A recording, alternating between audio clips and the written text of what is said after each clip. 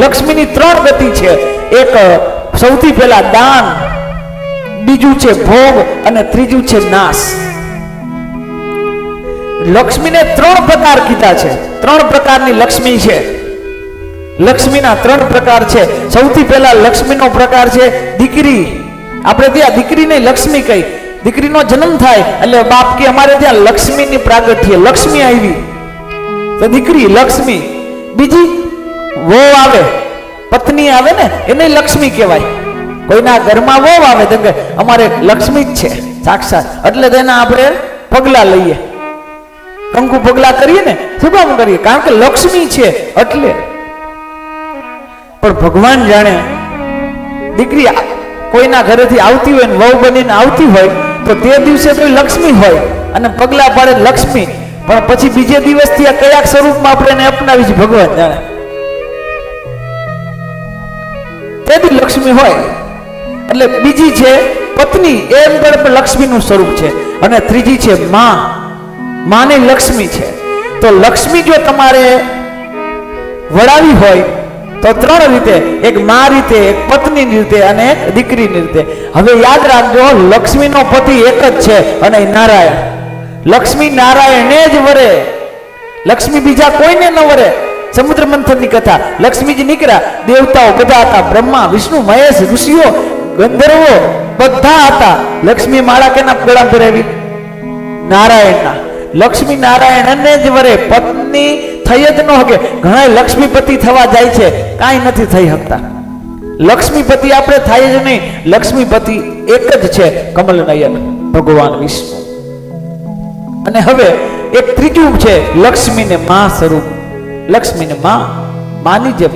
તો માની જેમ કરો તો યોગ્ય છે. પત્ની તો બની જ ન હવે, વાત જ પછી છે. પત્ની એટલે સ્વામી ભાવ. હું લક્ષ્મીનો સ્વામી છું, આ ખોટું. લક્ષ્મી મારી માં તરીકે આવે કે લક્ષ્મી મારી દીકરી તરીકે આવે. સંપત્તિ જે આવે ને આનો બે જ ભાવ છે. અને સૌથી ઉત્તમમાં ઉત્તમ હોય આ ત્રણેયમાંથી સૌથીમાં સૌથી ઉત્તમ હોય તો લક્ષ્મીને દીકરીની જેમ રાખવાની. દીકરી લક્ષ્મી હાથી. કારણ કે દીકરીને તમે વળાવશો ક્યાં માર્ગે? સતમાર્ગે. આ લક્ષ્મીને સાચા માર્ગમાં વળાવશો, દીકરીને સદમાર્ગમાં વળાવશો.